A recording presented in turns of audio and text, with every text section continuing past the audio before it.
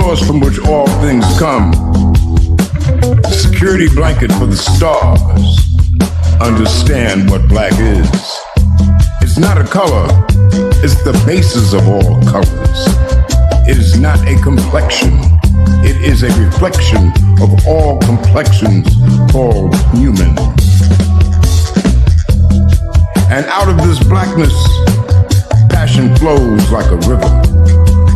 Feelings tell the truth. Song and dance and making you laugh are family members. Understand what black is. The breath you breathe, the sweat on your brow, the cheers and the tears balancing the world on your head. Faith is the glue that holds us all together. This is your blackness, not some horror story of lost souls drifting into the land of perversion. Black as love is a light shining on a path leading to the sun, or caressed in the bosom of the sun. You're listening to the Tom Ficklin Show on WNHH-LP 103.5 FM, your home for community radio.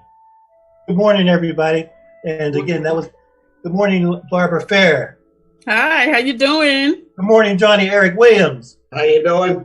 And we might be joined by Bishop John Selders, and I'm not putting him on blast. If you know Bishop John Selders, if you know Barbara Fair, if you know Johnny Eric Williams, and even if you don't know them, they lead such a life that anything could come up. And I'm going to be kind of specific here, Johnny and Barbara, and not wish this upon you, but literally anything could have happened to them yesterday, the day before that could have eliminated them from the planet. And I say that in terms of a compliment and an affirmation in terms of the commitment you made to the human experience since you guys were born. Johnny, we just met like maybe 2 or 3 years ago. You were on the show before, and Barbara's been on before. Barbara, I remember when I was at the Inner City newspaper, you were sending me articles from Bridgeport, I believe, back in 1995, yes. 1993, 1992, 1991. So it was in terms of and we didn't have these words such as incarceration and carceral state, and Michelle Alexander's book hadn't come out. You're right. Who's this person sending this stuff to me? And Johnny, just for our listeners, Johnny's been accused of saying that all white people should die, and that's not really true. He's talked about, I mean, it could be true for somebody. He's talked about genocide being the motif. Genocide has never been out of fashion. And then you can use the word, but who kind of pulls that trigger? Who kind of lifts that rope? Who kind of arrests people? So the artificial intelligence has not caused genocide thus far. So people are behind the genocide thing. So Johnny, as chair of the sociology department at Trinity College, has been accused of being a hater, but no, he's been a lover of mankind and humankind, but not a hater. So I digress somewhat, both Barbara and Johnny, but I just wanted to kind of lift up my admiration for you both and your willingness to kind of share these next 58 or so minutes with us. The title of the show, which I didn't really clear with Barbara Fair and Johnny Eric Williams, is Blasphemy versus Truth Tellers. But when I thought of asking them to come on the show, in addition to Bishop John Selders, I guess that just came to my mind in terms of you two have been always on the forefront of what does it mean between truth and disinformation. Now, let me just say before I give you guys a chance to talk that truth is still a subjective term, and what you've been involved with, there's been enough enemies to your passion that it's clear that people don't agree with how you see the truth. Right. But we just, this is the stage where we have to speak our truth as we see it, and WNHH allows me to kind of do this every week, and to have you two on the show helps me to kind of continue to let people know that we are agents of change, whether you're an active agent, whether you're standing in the way, even if you're just blocking the road, everyone is participating in this historical moment. So, right. Johnny, should I let the lady go first? I mean, sometimes I try to be fair. Is that fair? Is fair to do? Yes. If I know you're guest meeting, Barbara, but we better let her guess go. What? I always hate going first, but right, since you gave me the seat, go ahead. We just admiring the women. We're here only because of the women. We're here only because of the women. That's right. only because we take Man's world, but it's nothing without us. Amen. Amen.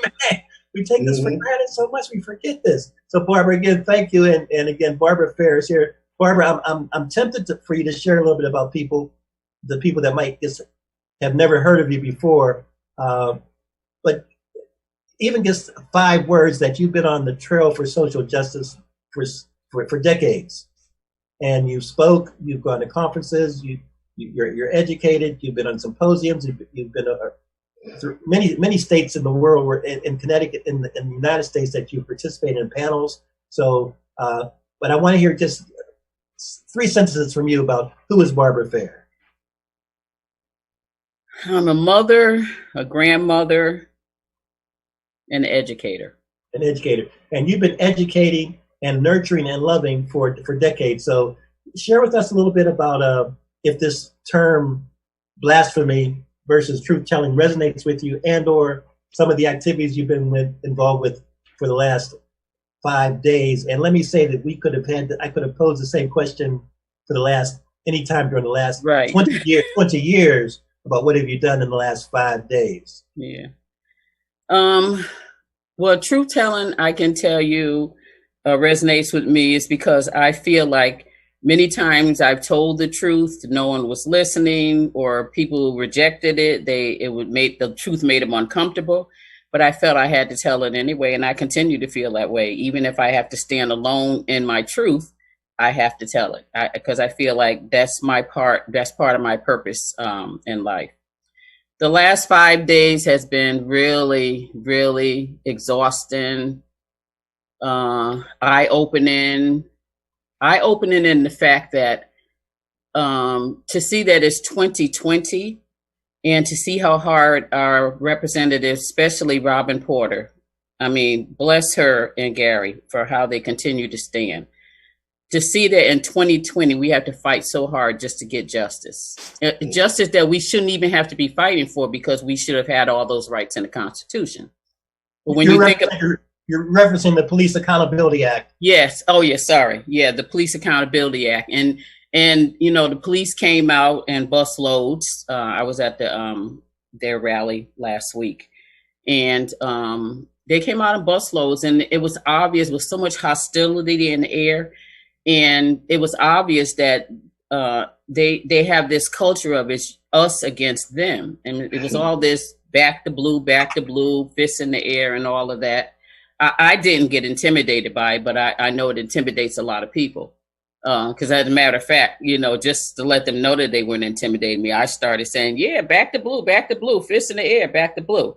I said, yeah, I back the blue because I pay your salary every week. So, but it was just so much hostility and racism and stuff in the air. It's, it just brings you to tears to thinking about it. It's 2020. How many years do we have to fight to be free in a country that we built? Our ancestors built this. And Barbara, you participate on panels at the Yale Law School. You've been out to the West Coast, out to other universities, to the Midwest, and even this past Sunday or Saturday, I believe you were speaking at the recent rally in Hampton. Mm-hmm. Well, what did you share with people there? I shared, first of all, that I needed all of them to show up tomorrow while the senators are debating the bill, to give them the support that they need to get it passed.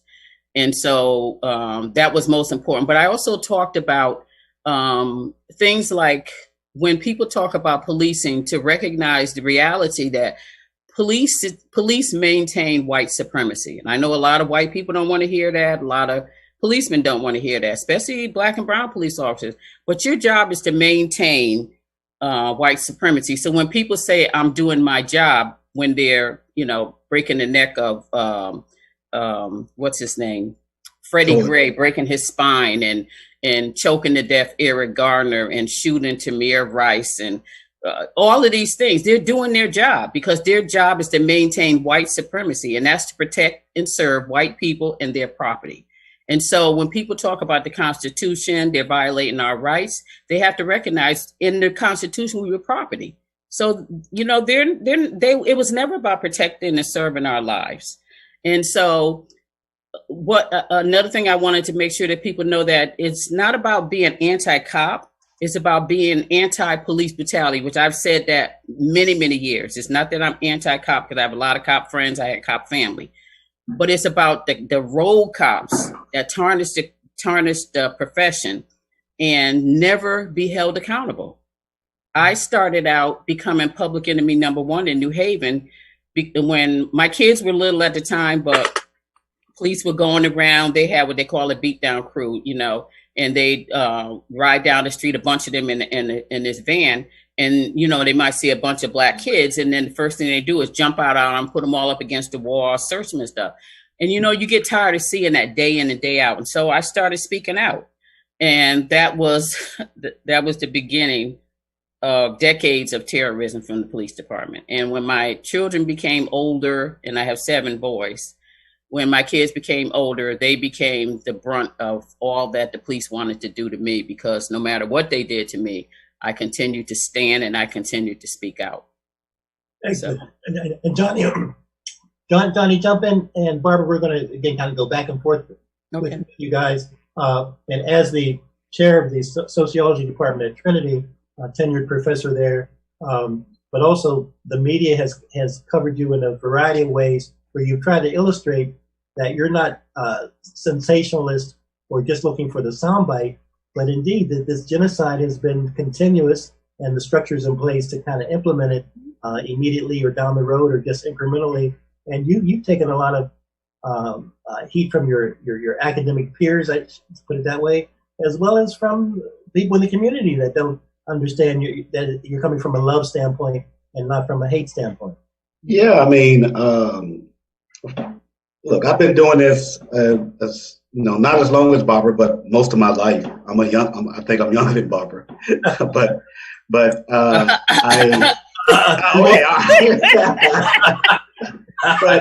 gonna let that fly. Yeah, I mean, I started off, at a Southern Baptist school in Arkansas, where I'm from originally.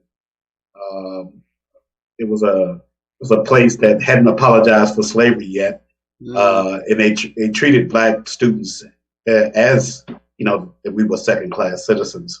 But I went there because I told them, I was one of those guys who was like, I'm a damn American, and you're gonna treat me like an American.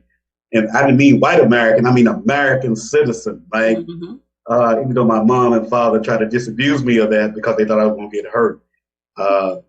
So I've been fighting that struggle since 18 years old or more. So I got very pissed off there and remain pissed off. And the thing is that people don't understand when people are trying to give them love. It's not this kind of blind kind of patriotism that most Americans, especially white Americans, go by, who don't want to step out and criticize anybody in a way in which would make them look bad.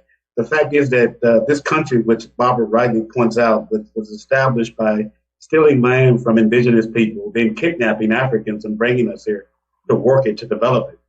It's the foundation of what the United States is. It's indigenous and black, right? The United States is fundamentally anti-indigenous and anti-black. It's the identity of what it means to be white. It's the formulation of that. That's why they named Apache helicopters after people.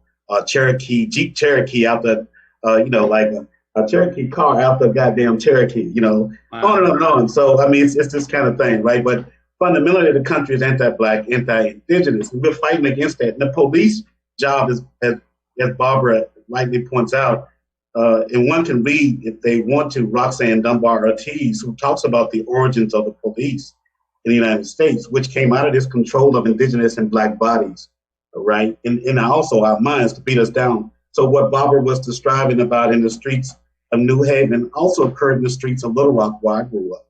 I mean, the police job is pretty much similar all over the country. It's an occupying force.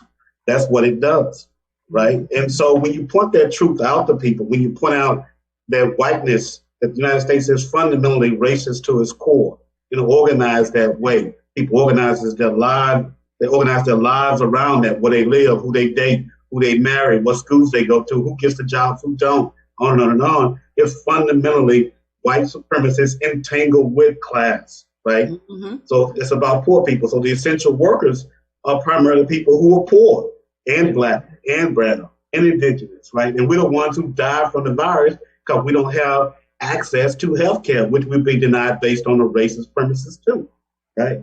So it's speaking those kinds of truth to people who are especially powerless, because I don't give a care about speaking truth to powerful people. They don't really care about us, right?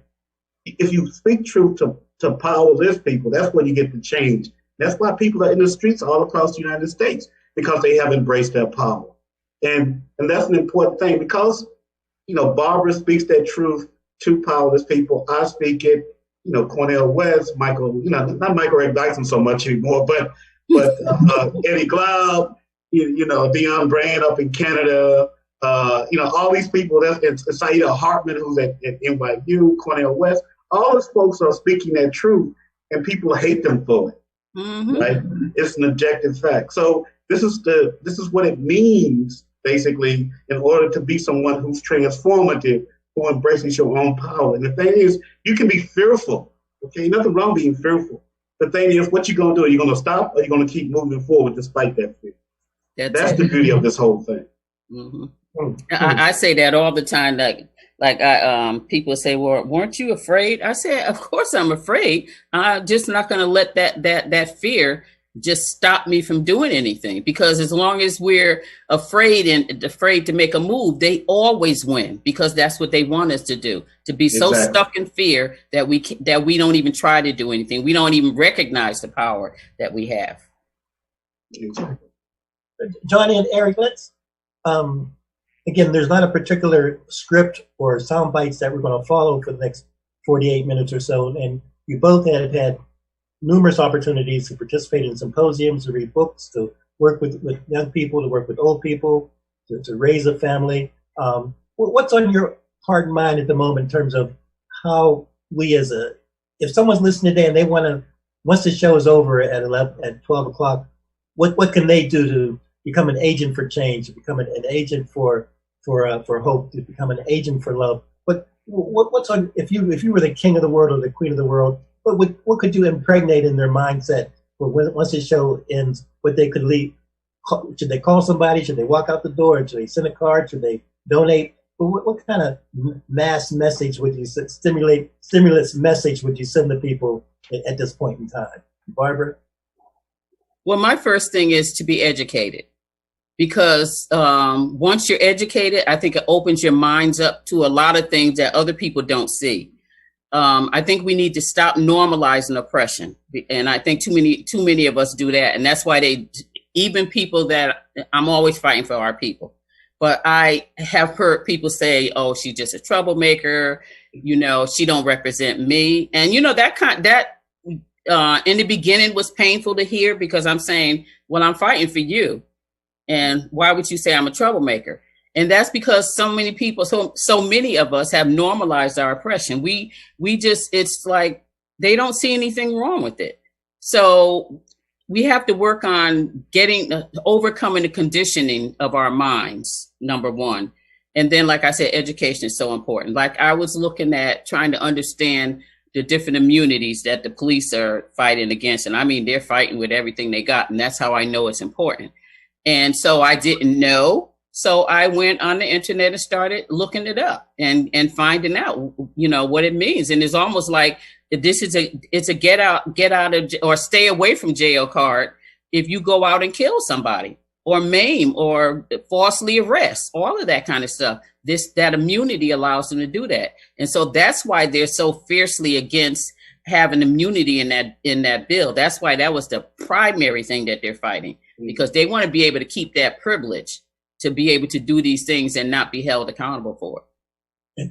And great. And Johnny, just weigh in if you would. And if you would, when Barbara mentions the word education, to me, you've seen the miseducation going on so long. So what type of education do you think Barbara's referring to? Well, yeah, I mean, Colin G. Woodson started this, the guy who invented Black History Week, which is now Black History Month. It should be Black History 365, 24/7. Because it was central to what it means to be an American in the United States.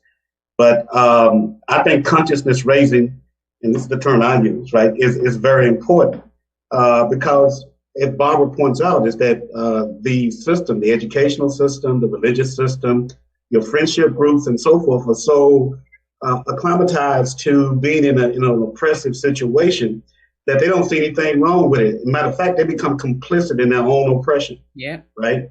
And the thing is that when you point out that they're complicit, like, I'm fond of saying, like these Negroes, right? And when I mean Negroes, I ain't spelling it Negroes. I'm spelling it like knee and then grow. Knee. Yeah. They're groveling, right? They're groveling to get back on the plantation and to please the master from the big house, right? And so you get these Negroes coming down like Candace Owens, and she's disgusting, right? She's the worst. Kamala Harris, who's also very disgusting. Barack Obama, to many people, I know he seems like a hero, but that dude is, he is the worst. He's a murderer too, right? He killed black people, right? And smile and sing Marvin Gaye and Amazing Grace and all this other stuff while he was doing it. But he was still killing us. He didn't do anything for us, right? So you got these kinds of Negroes who then are complicit. So one has to be educated to become politically mature, right? To understand that this is a system problem, right? It is a problem that produces people who will oppress us. And that the only option we have in order to be liberated is to say we will not comply anymore. We got to do the Rosa Parks, right? We just not going to go along anymore. We're going to resist no matter if we have to die, because anyway, it's better than here. We're miserable. And we're not the only ones miserable. Even the oppressors are miserable, right? White people are miserable as hell, right? That's why they go out without face masks on, right? They got this individualistic mentality, right? Thinking that they themselves are somehow immune from this disease, when in actuality, what they're trying to do, quite frankly, and why is it that Donald Trump wasn't wearing a mask in the first place? Let's kill as many of these Negroes as possible, right? That's what's going on. So it's a genocidal edge to it. Because the United States itself is a genocidal country. It is birthed out of genocide and violence, which it continues to practice. 244 years of this stuff, and these people don't want to give it up. And so they respond with police, like what Barbara was talking about, this kind of, sense of brutality, meanness, inhumanness, really, right? They're not connected. They can't love themselves, so they got to find somebody else to hate. Yes. To build themselves up, which is so problematic. And this is a system producing thing. That's what I would tell people. And never let, and now we're in the midst of, y'all, a counter-insurgency against the movement that is going on right now. Oh, yeah. We got these corporate media types trying to give us a narrative about the movement being violent when it's the police being violent, right? We got the politicians trying hard to give us reforms, not radical structural change. Right. We got Negroes groveling, trying to tell us we need to take the deal. Right? Right? So they can go back, so that the rich people can go back making billions and billions of dollars. Right? So we need to be normatized again, like you said, Barbara, this normative way of operating, right? That's where they want us to go. And we can't do that anymore. Right? If we want to be free, if we want to liberate ourselves, because they're not going to do it for us, y'all. That's for sure. Okay? We're the only ones who can do this. We're the only ones who can break the chain. That's what I would say. And I tell people all the time, I don't even talk reform anymore. If you want to talk reform, then go talk to somebody else. Because I recognize reform is just doing the same thing, making it look a different way. The words that come out of my mouth and what I'm focusing on is how do we dismantle this system? And in dismantling the system, we can't just make a reform here and there. I say it's like having a tree, and it's rooted in white supremacy and black inferiority. But every once in a while, we might cut off a branch of that tree and we think somehow we've made progress. No, we haven't. It's like Malcolm X said, you can't put a knife in my back 10 inches, pull it out 7 and tell me that I've made progress. I can't even start to heal till you at least take the darn knife out of my back. Exactly. And that never happens because America will never admit that they've done anything wrong. They'll start writing history. If we don't have anything about it, the history would say we were indentured servants. Exactly. And we loved our master. We didn't want to leave the plantation, although some of us still don't want to leave the plantation. But, yeah. But that's, we leave it up to them. That's what will happen. So that's why I tell people we have to get beyond reform, because I've been doing reform work for about 40 years now, and I'm tired. I realize we have to dismantle this system. And people say, well, how do you dismantle the system? I say, you take it apart one policy at a time, the same way they put it together. Yeah. And that's well, the interesting thing about all that, though, Barbara, is that they want you to wear yourself out by participating on their committees and testifying and stuff like that, because those are stalling tactics, right? Just notice what happens when people go to the street and say, I'm not taking it anymore. Right. Just as what happened previously in 1960s, right? And before that, when black folks said we're going to march on Washington under the Truman administration, we got change, right? When you create chaos, when you create disorder and it's not business as usual, things will change. You can't work within a system that is ran by the criminal. The criminal can't be the judge and the arbiter because the criminal is not objective. Right? Right? So, I mean, that's the way I look at it, right? So people need to stop talking about, we need to, like this thing that these universities and these businesses now about implicit bias training. What the hell is that, right? Unconscious racism. Racism is a very conscious thing. You're socialized into it. Yes. It's not unconscious. It's not implicit. It is very explicit and very consciously driven. Right? And I say all the time, you cannot take a 4-hour training or a 4-day training and erase all the societal message that I've grown up with and I've heard all my life. Now, within a week or something, you're going to just erase all that? No, the training is just another distraction, another stumbling block to real success. Exactly. And like you said, people are happy, just to be on boards and to be on committees and all that BS. And they won't put anybody on a committee like me that I'm not sitting there going with the BS. So I know I will never be on those committees. Yeah, exactly. I can testify to that because they made a mistake. Institutions that way. They made a mistake and put me on a police task force a few years ago, but I guess they thought that's when I was protesting them body slamming a 15-year-old girl. So, I know how they work, give them a job or something, give them some kind of prestige. And then, they're going to be so busy trying to get along that they're not going to protest anymore. I said, oh no, when I got on that task force, I said, the number one thing we need to work on is excessive force, changing the policy the way it's read, because it's so broad. They have all this discretion around force. But you know what happened? It wasn't long before the whole thing was disbanded and it's just gone. Well, see, but the whole thing is to get you to, they're used to the Negro, right? The Negro is somebody who needs the white person's approval. Yeah, they need the love from the white people because that's where their identity comes from. So I'm just saying, to get someone who doesn't give a care, that they have their own standards of knowing themselves and others who look like us. We don't have to worry about that. We just like, man, I don't care what you think. I'm gonna push forward to what is right for the people, right? A lot of those people don't exist when they put them on those committees. That's not the kind of folks that exist. They want to play the game. Yeah, we have too many Negroes, like you said. I look at something huge like the war on drugs, created 49 years ago. In June was 49 years. And the history, you can go right and Google it up and it tells you. Nixon said the biggest problem at that time was war resistors and Black people, the biggest problem. So he said, what we have to do is build a system that takes care of that without appearing so. So what happened soon after? We got the war on drugs, 1971, war on drugs. And what does that war on drugs do? Everything that Jim Crow did, but in different ways. See, that's why I say reform. We went from slavery to Jim Crow into all of these different ways to reform.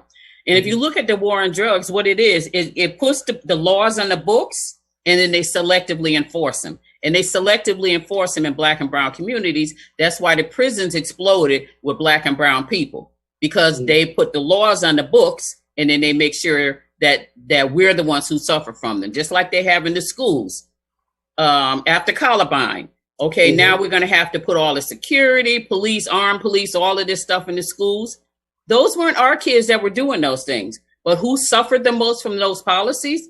Our kids. They put in what they call SROs, which is police in the schools, which I'm saying now they need to get out of our school. They don't want to be social workers. Get out of our schools, because what they did after the SROs got into school, then you've seen the juvenile justice system exploding. So because all the behaviors that normally you go to the principal's office, you might bring your parents in. Now you're going to jail. And my most frustrating part about all this work is, how do we get our people to see this? Well, a lot of people, they have eyes but can't see, right? They have ears but can't hear, right? They don't want to, right? Because it's all about, fundamentally to everything that you're describing, it's like in Michelle Alexander's book, The New Jim Crow, as well as Douglas Blackmon's book, Slavery by Another Name. It's all fundamentally grounded in making money. Oh, yeah. Right? And so how can we get people to occupy beds so we can exploit them? Right? So there's a lot of interest involved. So when you get people going to jail or juvenile justice system, you got to hire people who will then work to control those bodies. Right? Yeah. Right? On and on and on. So and you got to hire people to feed them. You got to hire people to clothe them, the bedding and so forth. So that's all about the money. Right? All about the money. And they don't want to stop that, because it's about, for us, if you look at what Slavery by Another Name does, as well as with what Michelle Alexander's book does, The New Jim Crow, is that they trace this all the way back. And then there's one by Kilgabron Muhammad called The Condemnation of Black. It goes way back to the convict legion around the turn of the 20th century, after Jim Crow, right? You see how this stuff, as you said, transformed into the law and order stuff to what we have today, mass incarceration, right? Because it's based on money and exploiting other people's bodies and stuff, right? So then they'll bring people in, Black people in, to say, okay, what can we do about this? How can we get the numbers down? But we'll never completely stop this, because we need Black bodies in order to get a profit, right? That's right. So it's always about exploiting the Black community. So we got mass incarceration. Remember what happened in 2008? Who lost their shirts in 2008 when it comes to home ownership? Black people did, right? We got the predatory loans, right?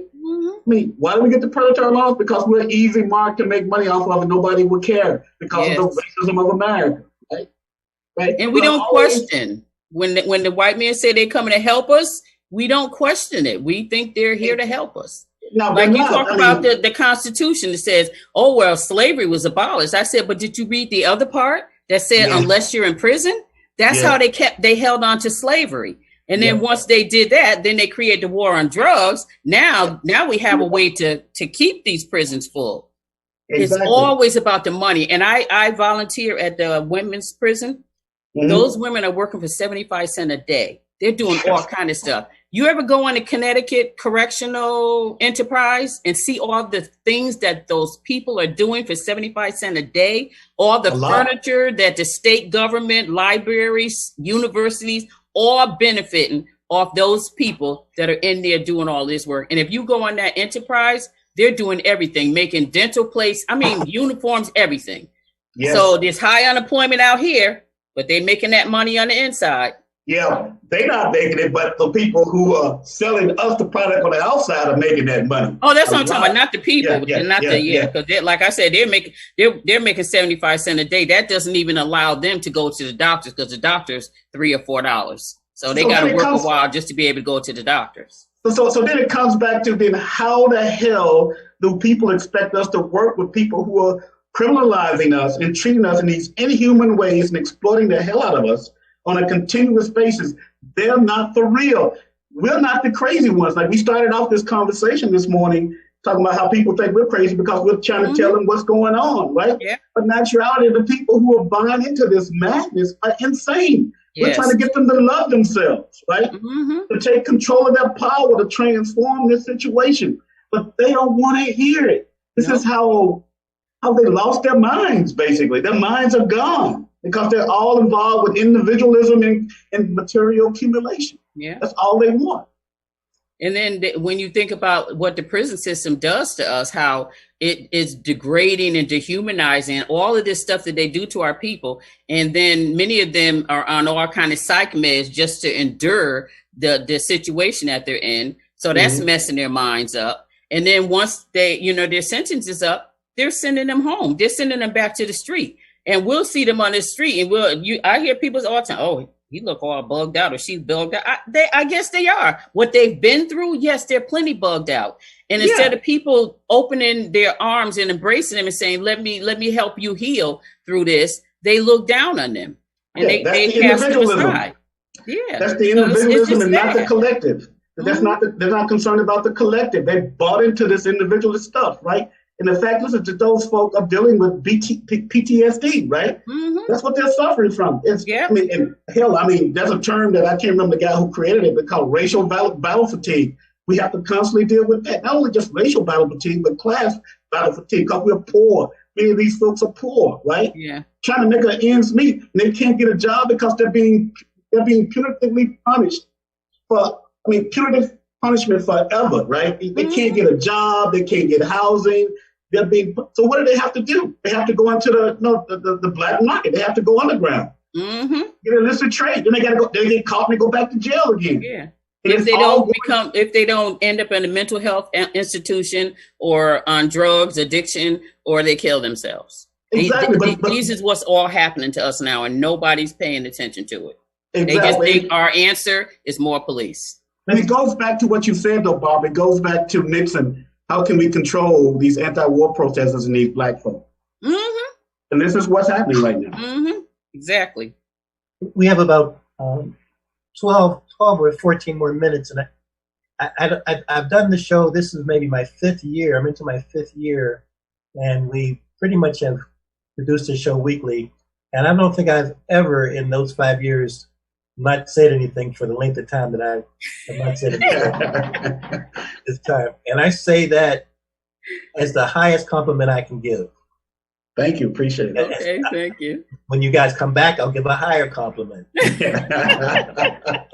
And when you come back again, I'll give a higher one, because I do hope you do this maybe every quarter or so. But I'm getting your message. I sincerely mean that to the listeners. Yeah. Well, I wanted to say this, though, about this kind of electoral politics. I think we should be wise, as I said, politically mature about what it is that we're doing.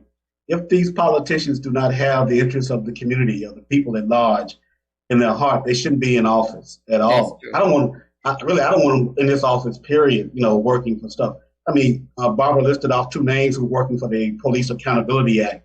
2 names only. Like, come on, Yeah. So that means a vast majority of the people in both parties are working against the people, right? They're not looking out for people's interests.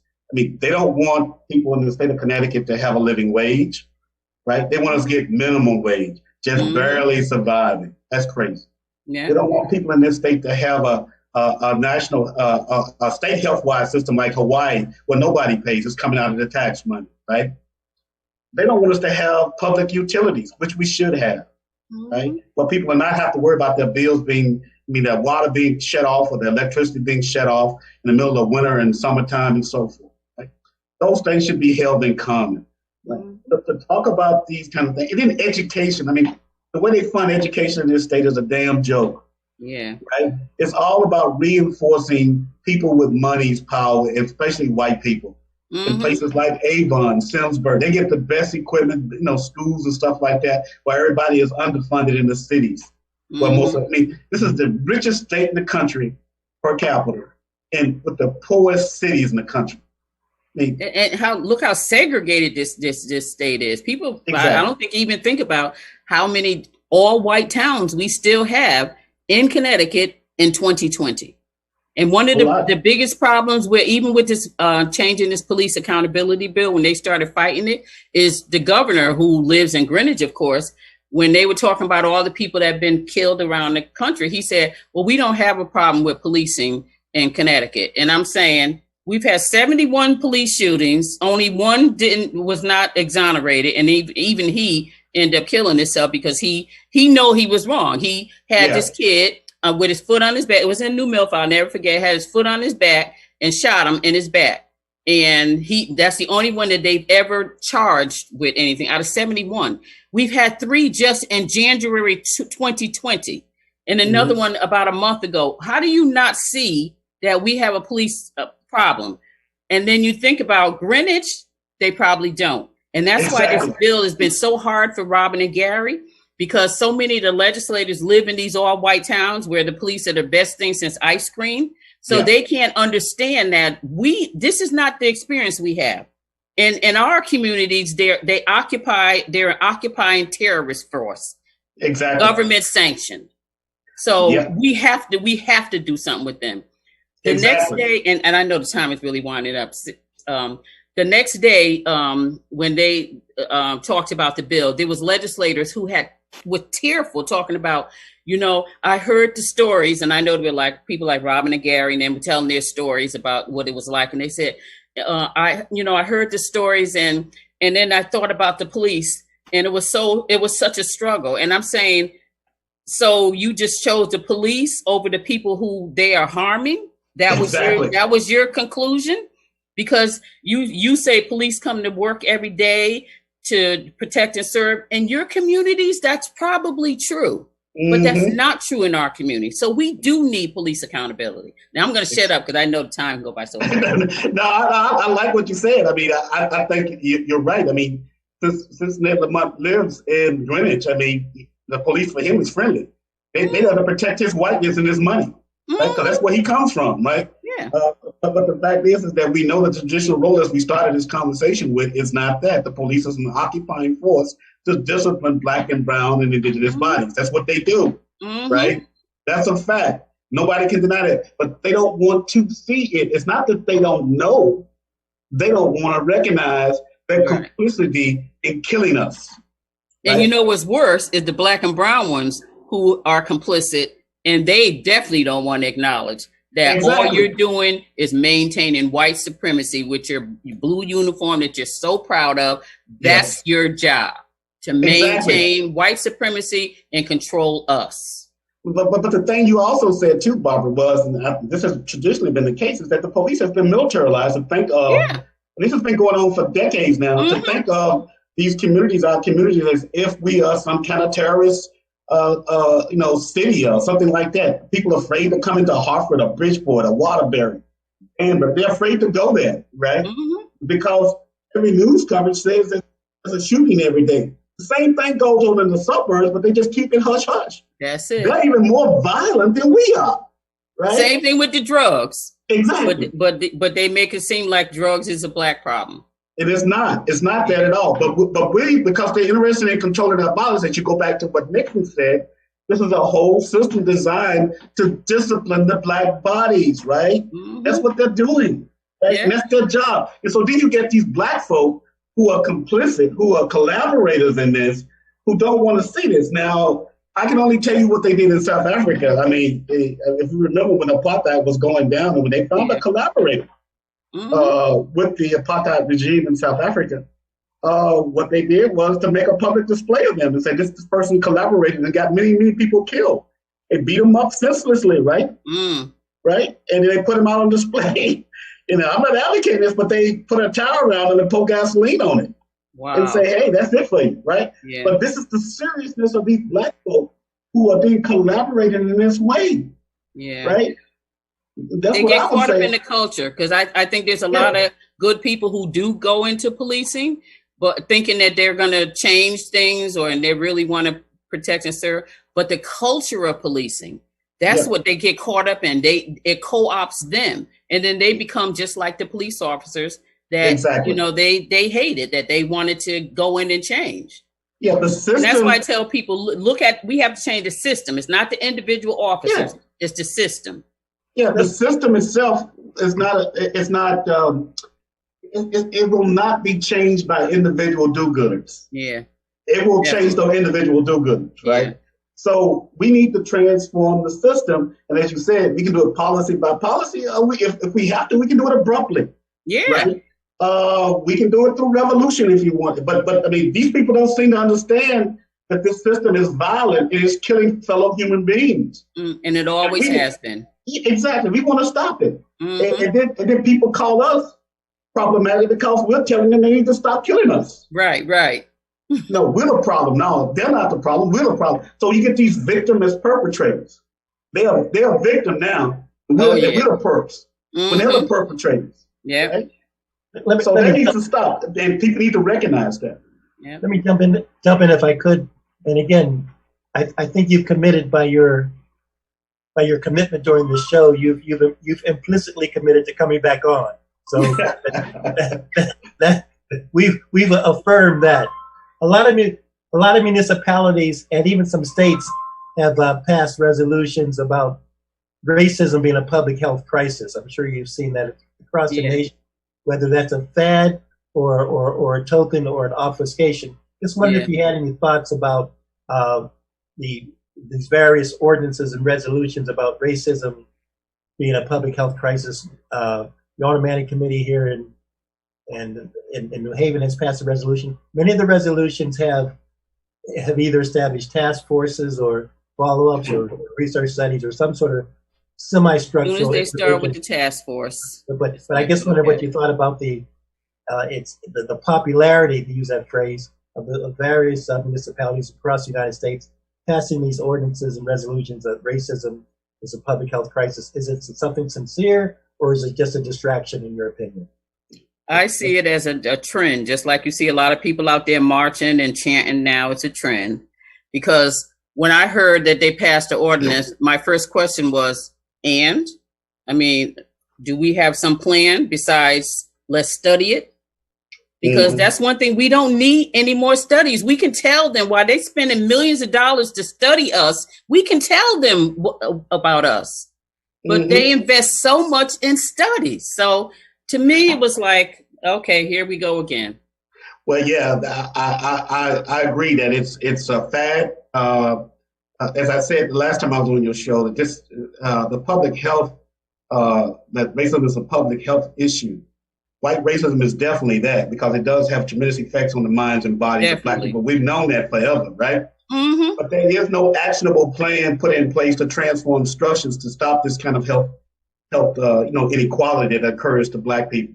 Right. Without that, it means nothing. So it's all just it's a counterinsurgency move to take control of the narrative, to say they're good white people, right? Which is an oxymoron. There are no good whites. If you identify as white, you obviously are complicit in white supremacy. So that's your identity. You've been socialized into it. Nobody's immune from it, right? So, and even that is controversial with white people. They're like, "Well, I'm not a racist." No, how you gonna be not a racist in a white supremacy country?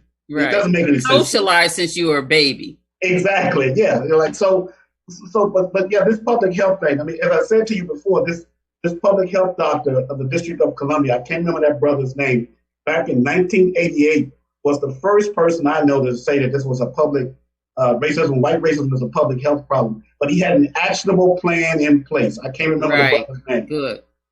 He was a public health official for DC. Right? But this stuff right here is all for show, just like painting Black Lives Matter on the street. Yeah.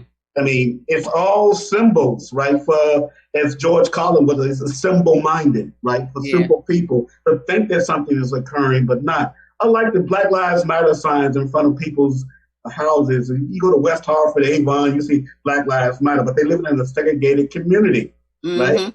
So we need to desegregate housing. That's where we need to start, right? And the schools will follow then. But all of this stuff has to be transformed. These are system changes, not this kind of piecemeal crap that's being put forth to the people now in the effort to save white supremacy. And I say even around all the fad of the marching and chanting and all that stuff now.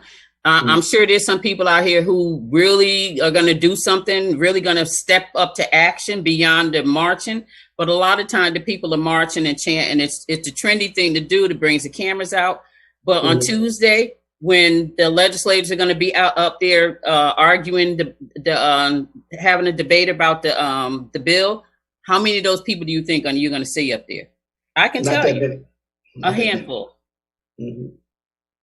As we wind down, I want to give everybody the last word. And just before we do, I wanted to see if your thoughts about you mentioned games and about football, about the Washington football team.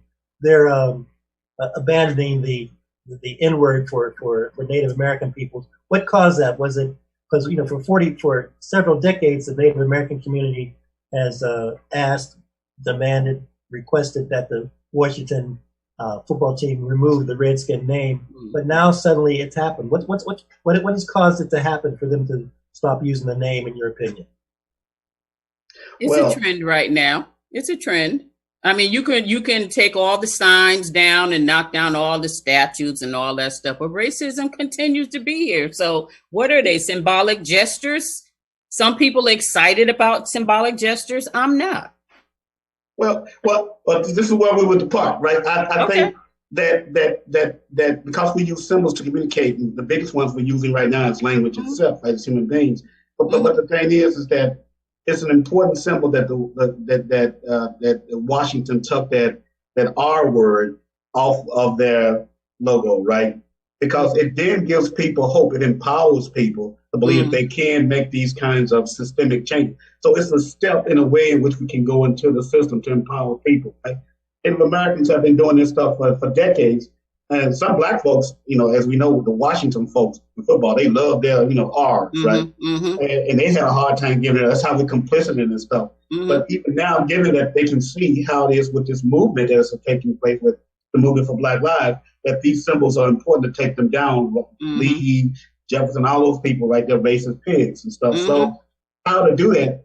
In which this movement actually started, though, of taking these symbols down with Rhodes Must Fall in South Africa. To decolonize Cecil Rhodes, who was a heinous man, right, from England, right? Named a country after himself, Rhodesia, now it's Zimbabwe, right? So the thing is that symbols are important to be taken down, but that's only the first step. And right? that's why I said we're right on that. It's important to do those things, but we have to know that's not the end. That's just the beginning. We still have to work on racism, because at the end of the day, that's what our real goal is. To eradicate racism. And some people think taking down the symbols is they've done it already. No, that's not it. They've done their job. No, it's just the beginning. So Johnny and Barbara, we're being kicked off, but again, it's not being kicked off forever. You guys will be back, and I really enjoyed listening and not having to talk so much. So I want to thank you for that. But yeah, the abolitionist strategy. We have to. I think I hear that theme, abolitionism. I hear what we got to remember, that we're involved with an abolitionist effort here, and I really want to thank you for educating me and hopefully educating some people that have been listening in. And again, this is not a one-off. You guys will be back. All right. It was nice meeting you, Johnny, too. It was nice meeting you too, Barbara, and I'm glad you're doing the things that you're doing. You too. Thank you. Thank you, everybody. Harry, thank you again. This is the Tom Ficklin Show. And just so glad to be able to, and thankful to WNHH for providing this platform and empower to the people, as they say, all people, everywhere. Everywhere on the planet. Take care. Take care. All right. Bye-bye. Bye-bye.